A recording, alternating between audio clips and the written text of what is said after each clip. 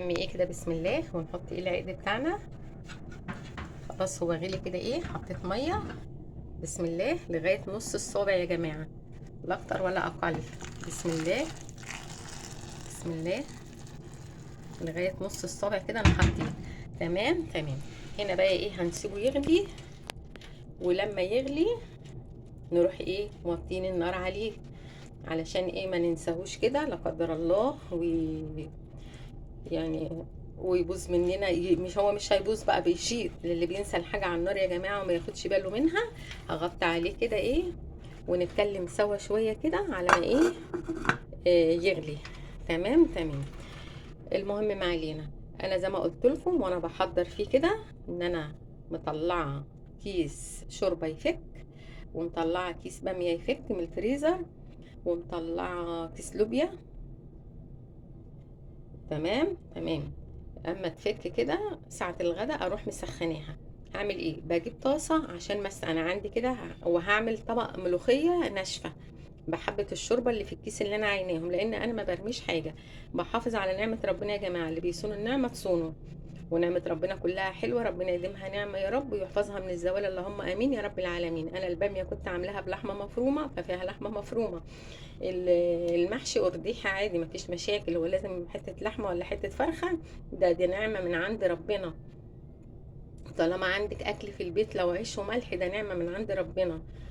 القناعة حلوة يا جماعة، عشان تعيشي طول الشهر مستورة، والبركة في البيت ملياه. طول ما بتحافظي على نعمة ربنا البركة في البيت بتبقى ملياه.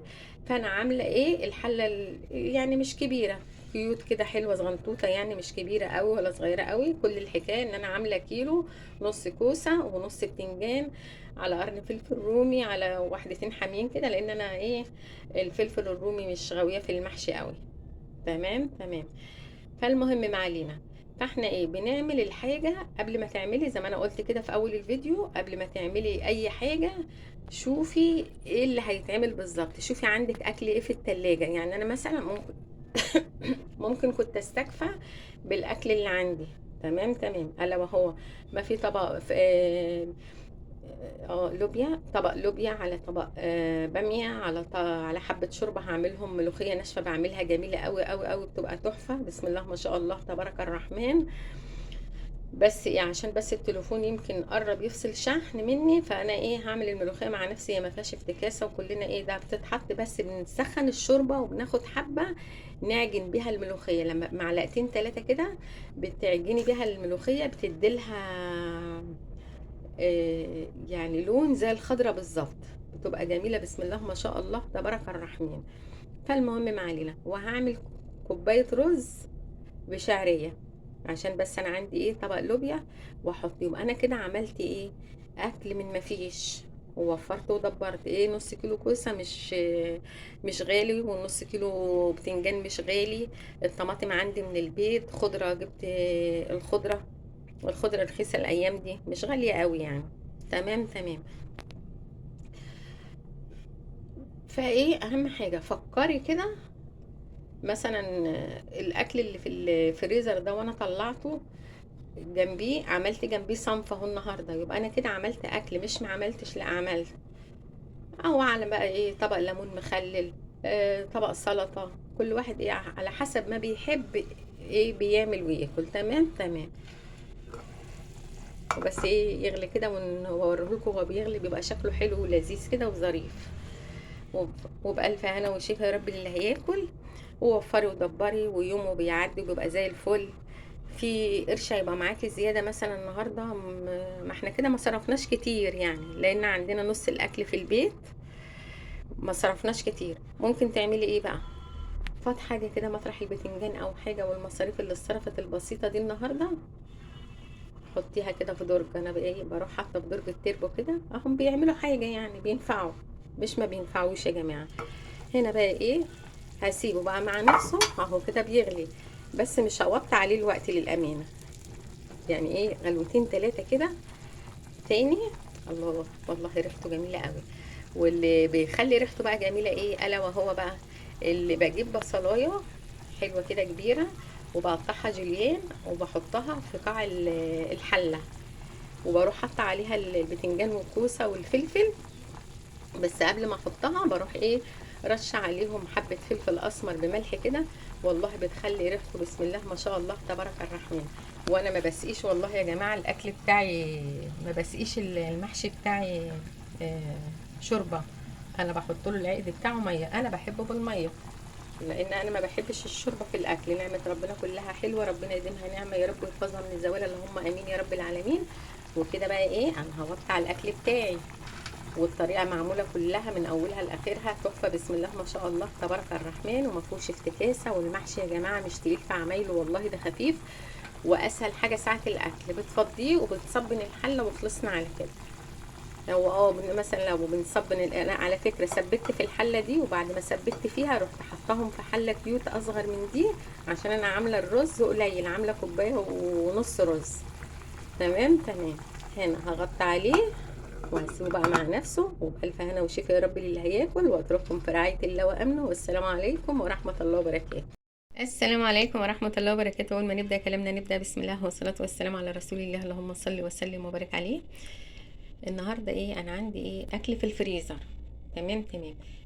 كل ما بيفيض طبق أكل كده ايه بروح حاطاه في كيسة بعد ما استخدم من السخونية، واروح حاطاه في الفريزر بعد ما بناكل من الأكل يومين. تمام تمام. هنا قلت طب أنا ايه، هطلع الأكل ده وأسخنه. قلت لا، طب ما أنا ايه أعمل طبق كده جنبيه جديد، يبقى أنا عملت حاجة، ويبقى ايه شكل الترابيزه كده فيها ايه طبق حلو وجديد.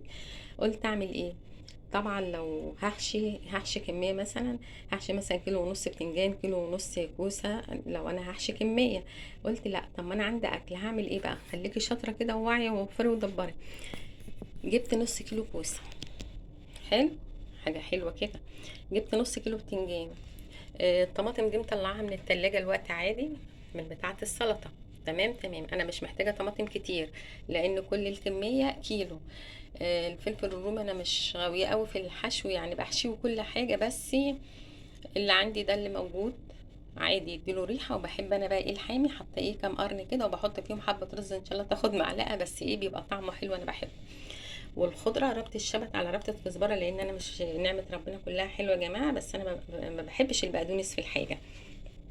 كميه بصل مش هحتاج كميه كتيره، هحتاج واحده ان انا اقليها تديلي طعم للمحشي، واتنين هعملهم مرته. تمام تمام.